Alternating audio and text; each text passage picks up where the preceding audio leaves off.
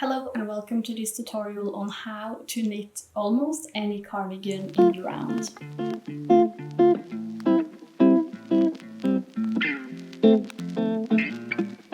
Almost every cardigan pattern calls for you to purl on every other round, and anyone who enjoys wearing cardigans know just how painful this can be.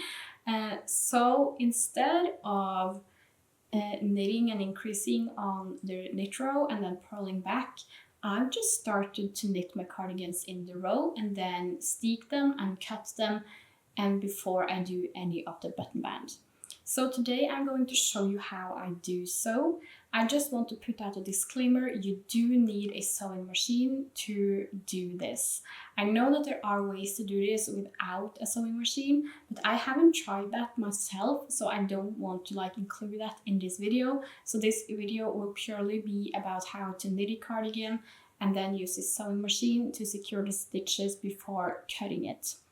I'm first going to just show you how this will look on the inside of a cardigan that I have done before. This is the Oxford cardigan that I knit earlier this year. And as you can see, this is just a plain cardigan.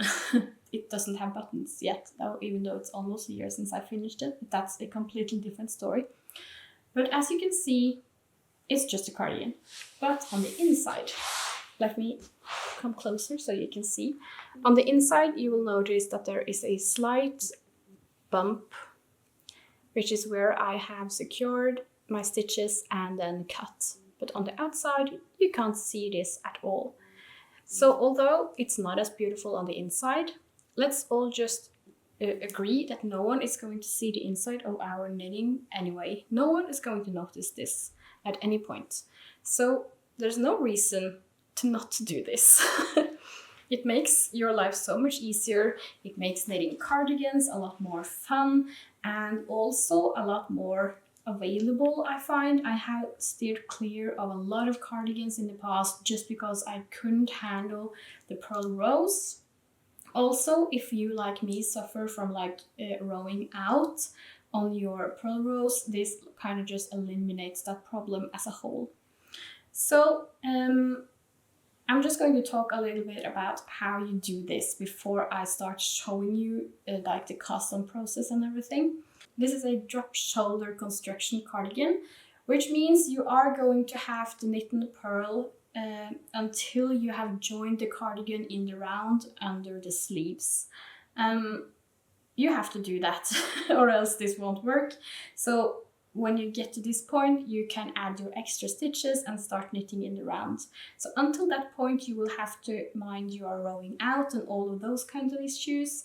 I usually tend to go down 0.5 millimeter on my knitting needles if I'm purling on the second on every other row, just to make sure my knitting is as even as possible. You will notice this if you knit a gauge swatch. You will see if you tend to row out or not.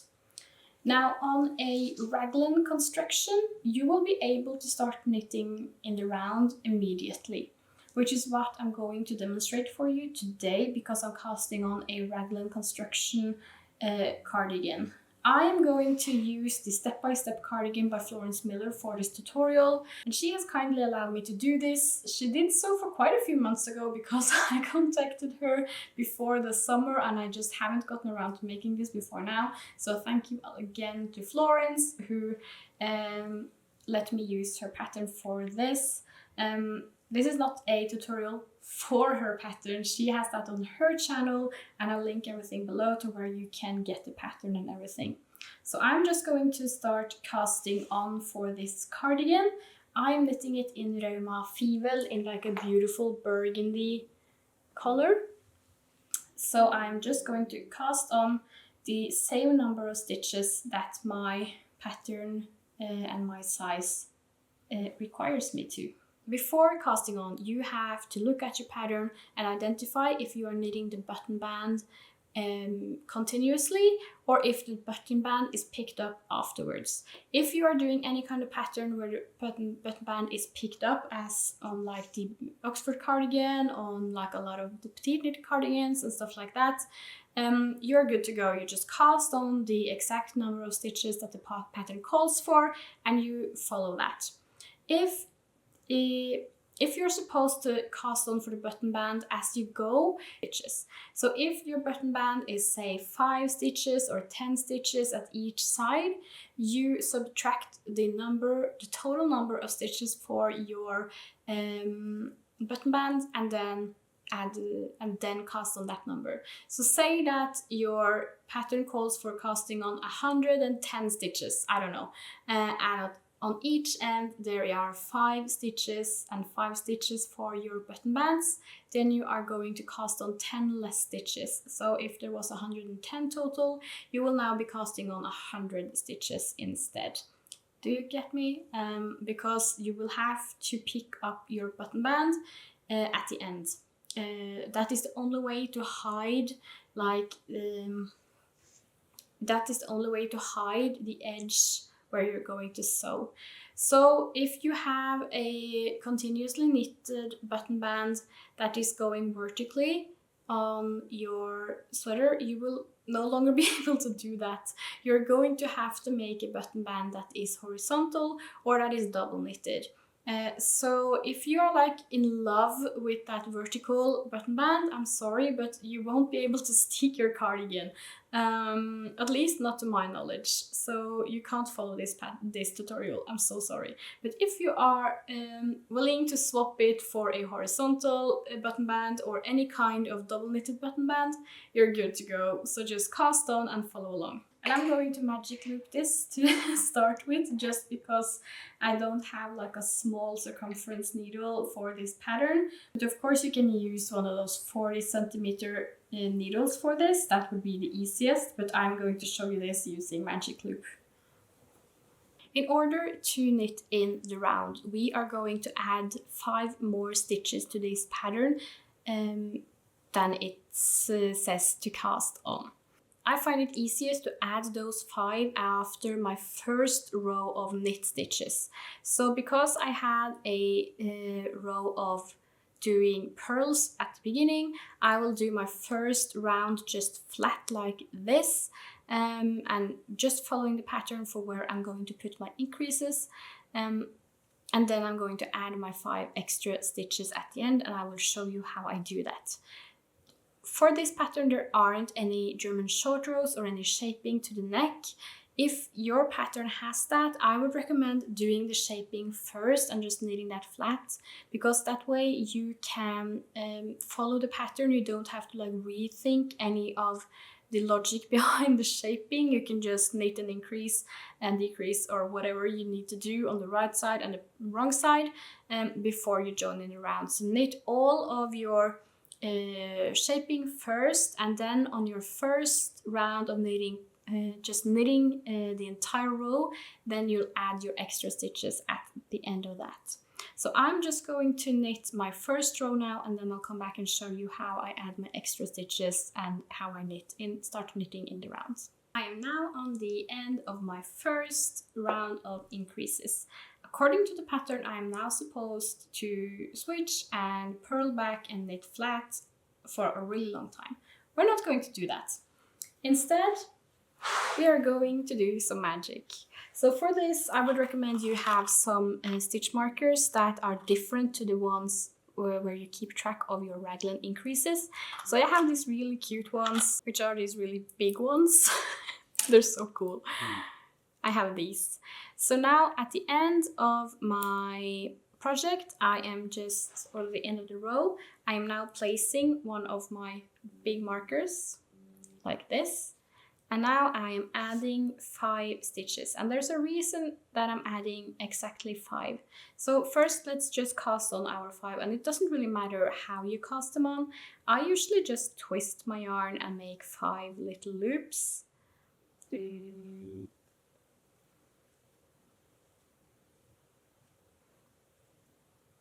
Like so.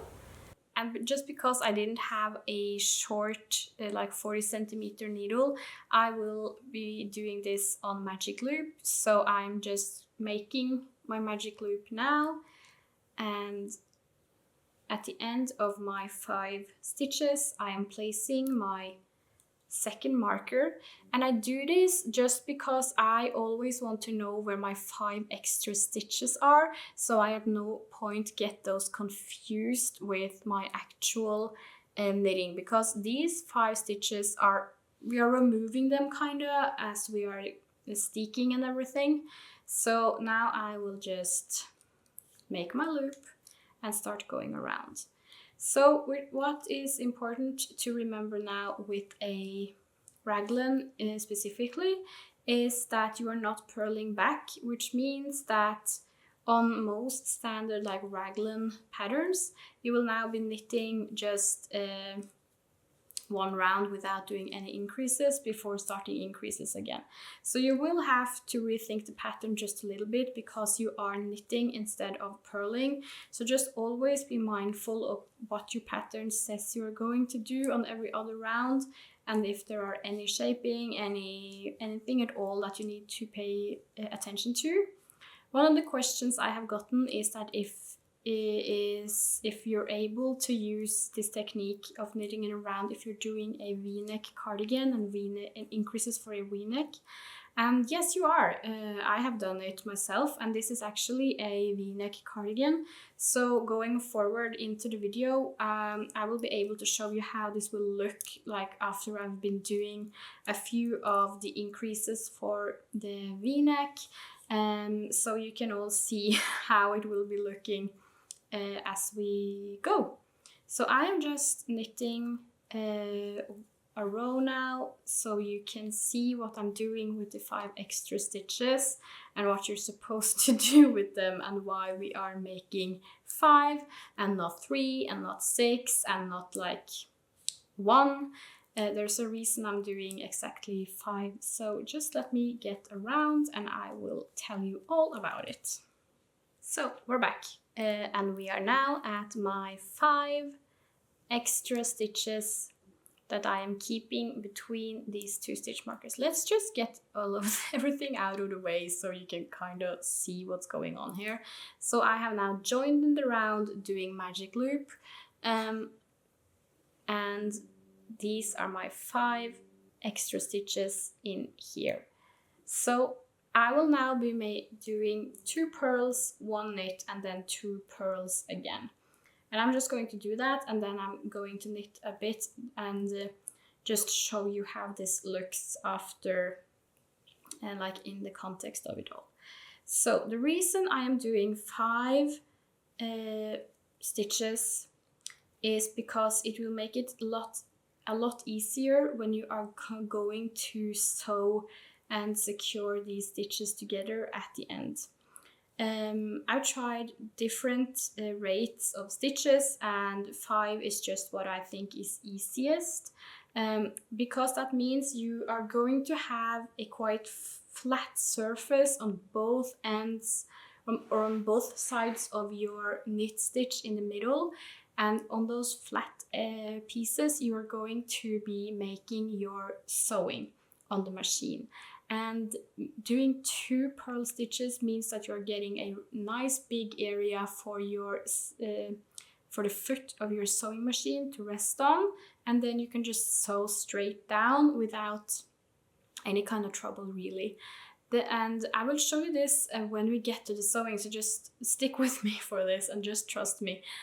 So you're going to sew 1 seam on the right side of the knit stitch and 1 on the left side, and then you have the knit stitch in the middle to cut up, which means you're going to have a really clean and really nice line, and you will have perfect guides for your sewing, which is just going to make this so much easier than if you did 5 just extra stitches, or if you just did 1 purl.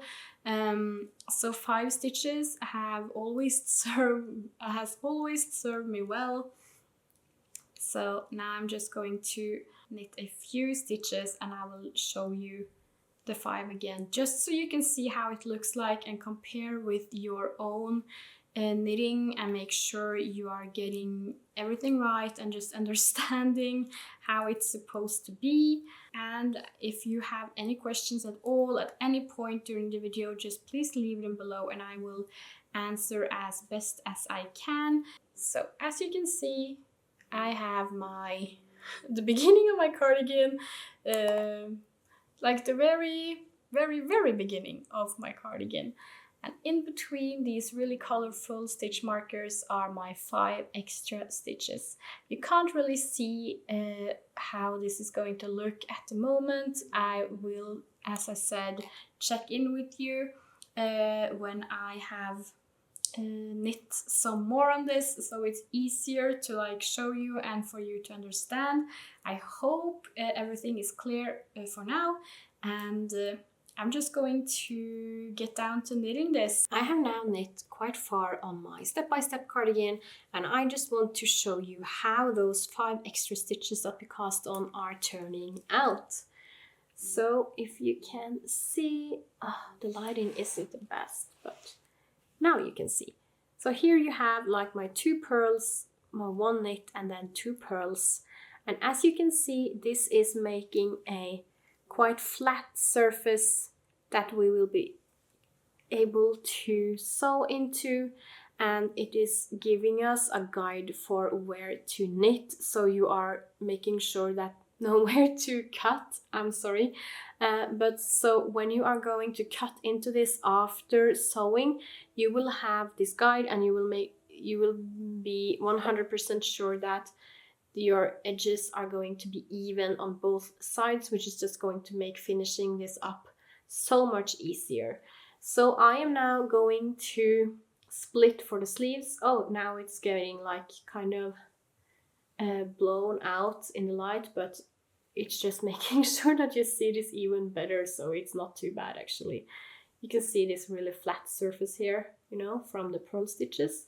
So this is all bunched up, and I am now going to split for sleeves and continue working on this, and I will see you again when we are ready to steek. I really hope the lighting isn't too bad, but it's the middle of winter, so we just go with the flow. We do what we have to do to get the videos done. I am at the point in my cardigan where I am going to do the scary bit, which is the steeking itself. Let's just pop around the camera and do a better angle, because this is not good.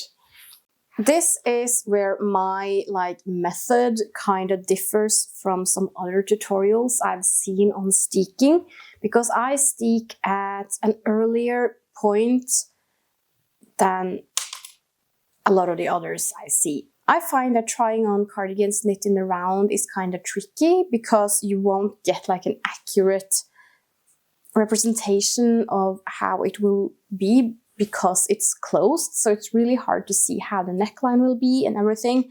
So what I like to do is knit in the round to a point where I think I'll be happy with the length. So I tend to crop my sweaters and cardigans quite a bit. So I've now knit stockinette until the point where I think I would be happy to start the ribbing. And this is where I'll be doing my steeking, because I don't mind knitting ribbing back and forth. I just don't want to knit flat back and forth. So by steeking before doing the ribbing, you are in much more control over the length of your cardigan, because if you wanted to add like 1 or 2 centimeters now, that wouldn't be like the end of the world to do flat, whilst doing all of this flat would be quite boring. So this is how those 5 extra stitches look at this point, and okay, that's better for the exposure. And as you can see, this is a V-neck, so the stitches will bunch up a bit. That will change as soon as we steek, but these are the stitches now. And you can see that this gives us a nice flat surface to do our sewing, so it's easy to use these as a guide. So I will now be going to my sewing machine, and for this step you just want to make sure that you've knit until your first marker, which has fallen off. So this would be how it's like. Knit until the markers, and at this point you can just remove the markers because they'll just get in the way while we sew. And I leave the needles in You could always like detach them from the knitting. I think that it's completely fine to just leave them like this, and make sure your thread or your yarn is still attached to the project. It would just make it easier to continue when we are going to continue our knitting. So let's head over to the sewing machine and I'll show you how I get set up. So this is my sewing machine. I do the stitch length to like 2 millimeters or something like that. It doesn't matter too much, just don't do it too long, because this is knit at a quite bulky weight. So you want to make sure that the thread is actually sewing through all of the stitches that you have here. Before I start sewing, I'm just gonna quickly cast off my 5 stitches, because it will just help me get the needles out of the way, like this. And now I have an open area here where I have done my extra stitches, so they are no longer going to be in my way. So I pull out the needles a bit just to get them out of the way.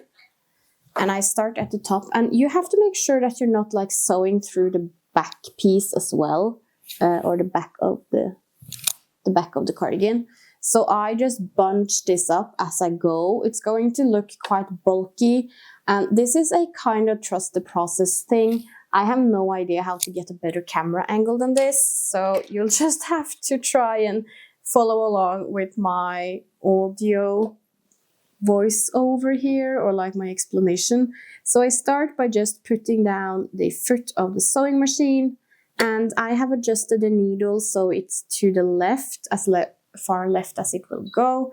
I adjust my stitch length to 2 millimeters. I think that will be narrow enough.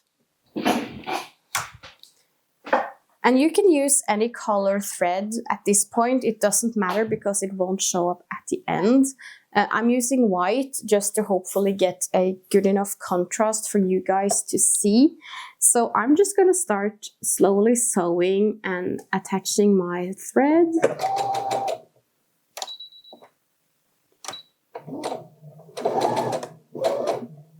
And we're just going to bunch up the back and scooch the front in, and we are just going to sew all the way down. As you can see, since we have made 5 extra stitches and not like 3, the foot of the sewing machine just fits really nicely, and I can use the left edge as a guide and just make sure that my stitch is straight. I'm also constantly checking that I'm not sewing into the back. And at this point, you could just, as you come down to the end, you could probably just say, that's great. I like to do a zigzag on top just to be sure it's nice and secure. So I'll adjust it to 1.5 in both directions. I lift up the foot of the sewing machine and just twist my project around, try to make sure no yarn is like stuck anywhere, and try and just get my foot back on track like this. And you can now see that there is a white line going down, and I'm just going to do a zigzag on top of that white line, like as straight as I can manage, because I'm not a great sewer, you guys, just be warned. Like so, and just cut your threads, and it's going to look something like this. You have a white line going down with a zigzag on top, or like kind of on top, and this is all nice and secure now. So I'm just going to go ahead and do the same for the other side, and then we're going to come back and cut it. Both of the sides are done, and it's going to look something like this. You have a white line going down in this flat surface area on both sides, and you have that one knit stitch in the middle, which will now work as our guide for when we are going to cut this. Cutting really isn't scary at all once you have done these stitches. It's completely safe. I ensure you nothing bad will happen. I didn't sew completely out into the edges. Sometimes I do, sometimes I don't. I don't find it really matters, because when we've picked up for the button bands, those the button band will also hold everything in place, so nothing will unravel. I'm just going to go get a scissor and we are going to cut this together. Usually I do this stuff on like the table because that's easier, but because of the horrible December lighting, I will do it like more standing up, so it will be easier for you to see, hopefully anyway. I should have picked like a lighter colored yarn for this tutorial. I'm so sorry, but I hope it's okay. So we are just going to start cutting, and now you can see, because we have this knit stitch in the middle, it's super easy to see where you are going to cut, and everything will be nice and even.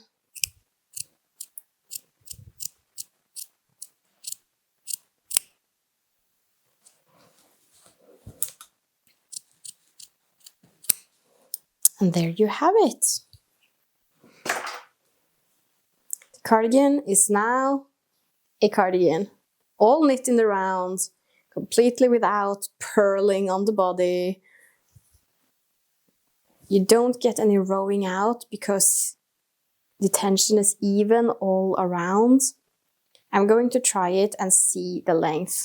So for me, I think this is a perfect place to start the ribbing. It hits me right below my waist, so I think adding ribbing at this point will be great. If you realize at this point that your cardigan is a bit too short, you just knit a few rounds flat and add like those couple of extra centimeters.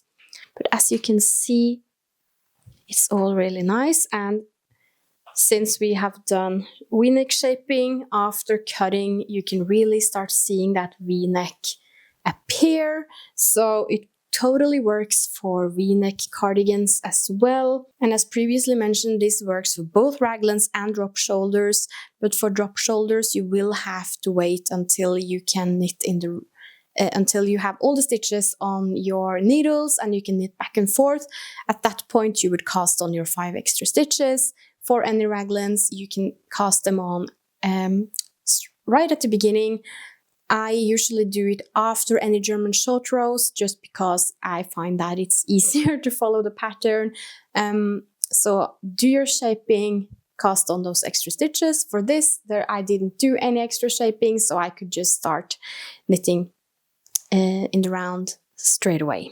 Now, I am not going to show you the finished piece in this video, because this video would never get finished if I did. So stick around for my podcast to see the finished step-by-step cardigan by Florence Miller. So yes, hang around for that. I hope this tutorial was okay to follow. Please, if you have any questions, just drop them below and I will answer you as best as I can. I have done this a lot of times now and I'm always really happy with the result, and it really speeds up those projects and it's a lot easier on the hands to not do all of those purl stitches. So happy knitting, and I'll see you later.